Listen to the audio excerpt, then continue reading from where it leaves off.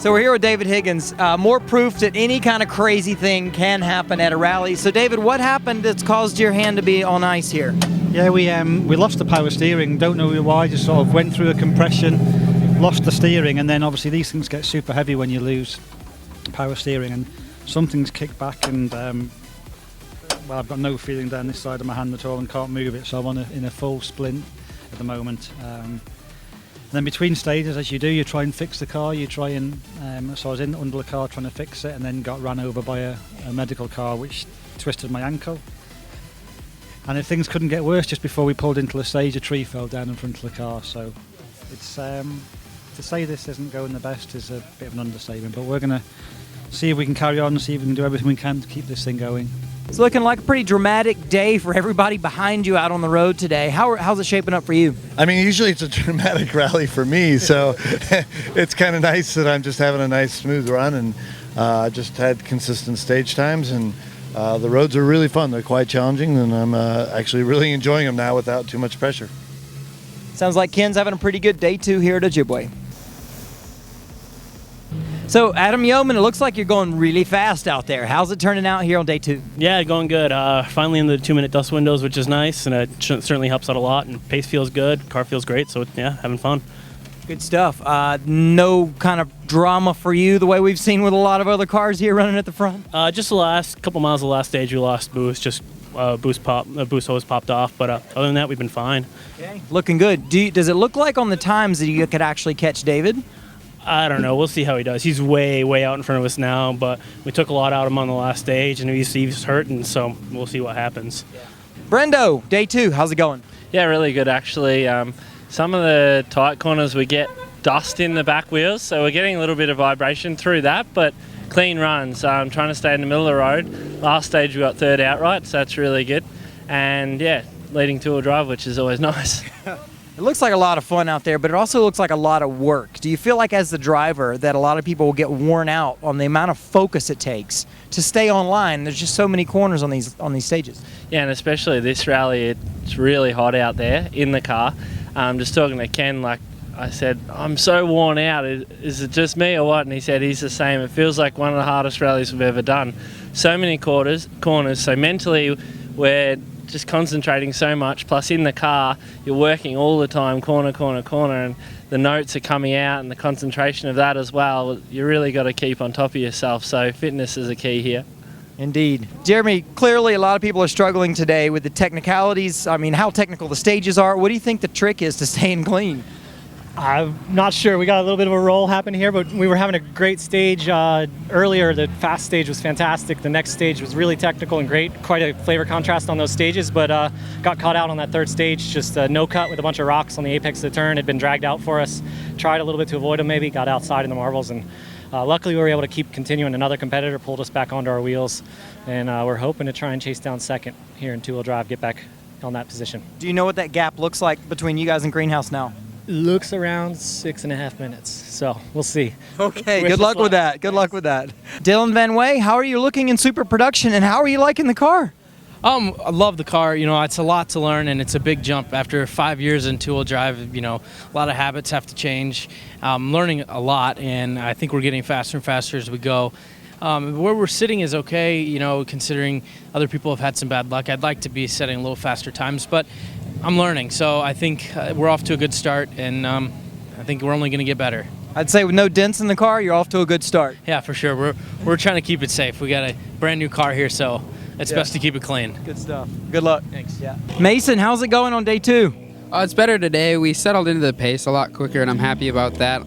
We're currently sitting third in super production, and I think ninth overall. So hopefully, if we can make up one or two more spots overall, I'll be happy. Good for you. From a lot of people, we're hearing that it's just taking a lot of energy. It's really hot. There's a lot of concentration, a ton of corners, and the surface is tricky. What are you using as a technique to stay focused? Lots of Gatorade. Chris Greenhouse, I'm told that the heat is on. Yeah, there's no shortage of heat out there. Yeah, we're cooking with gas out there too. We actually backed off a little bit because we saw ACP was stuck on the side of the road, which we're doing a quick math assessment there, put us up into second place in the two-wheel drive class. Indeed. Do you know how big your gap is back to him now? Not at this time. We're going to do a little calculation here and figure that out here in a little bit. But yeah, we're just just trying to cool off. How's the car hanging together? We broke an axle right at the absolute very end of the last stage, so we didn't really lose a whole heck of a lot of time there. When I saw Andrew on the side of the road, I kind of went into prevent mode and had been backing off a little bit, and I just sort of felt some sort of vibration that said, I think that thing's coming unglued. And yeah, it did, but we didn't really lose a whole lot of time on it.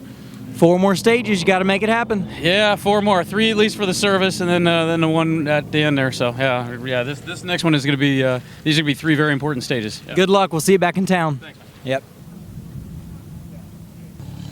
We're gonna fuck some. He don't want to talk to you. You see him run away? Standing here with Antoine Lestage. It sounds like you guys had some car troubles. Tell us about it. Yeah, it's an electrical problem. Somehow there's no power that goes to the fuel pump. And we thought it was a relay, but it seems like it's worse than that. So when we went to restart the car just before stage 9, the first proper stage, let's say, of today after the 2 super special, the car never started. And we tried, and at one point we were max late. So it's very, very disappointing because today I was far behind the second place, but had a big gap over fourth. I really wanted to use that day as a good test day with the car and try different. We agreed to try different settings and try to learn the car a little bit more. So and try to secure the 3rd position. So yeah, very frustrating, and they're working on it now, and they still didn't start it. So it's not something that I could have done in the woods. Clearly. What about for Lake Superior? Are you going to get some testing? Is this car going to be more fitting for your driving style when you get to Lake Superior? Yeah, I hope so. That's the plan. But there's not many options, and there's not so many time also to test. So because we have other rallies in Canada and stuff like that. Busy schedule, but we'll try. I know everybody in the team wants to make it happen, and I think that car will have a good overall after that, and hopefully it will go well at Lake Superior, and hopefully I can have a good day of testing in it and go for it. We'd love to see you smiling here late in one of these rallies. One of these days. Good luck, Antoine. Yeah, thanks, man.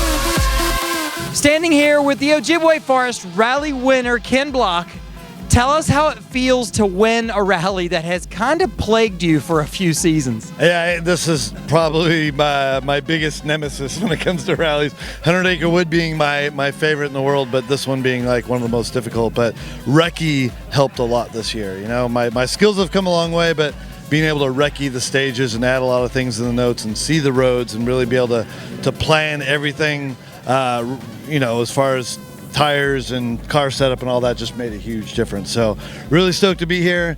It sets up a great finale with David for LSPR. So really looking forward to that now, and can't wait to try and win this championship.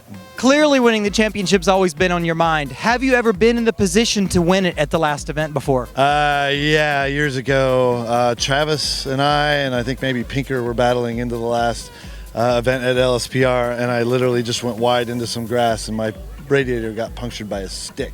So that was the last time that we battled to the last event like that. So I'm looking forward to this one.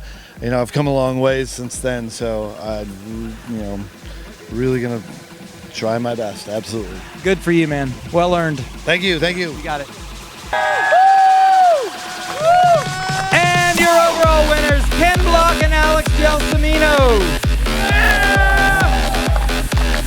All right, time to make a mess.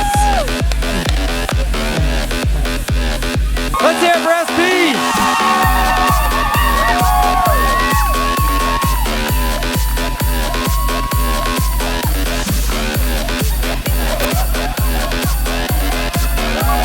All right, let's make a mess, everybody. Yeah,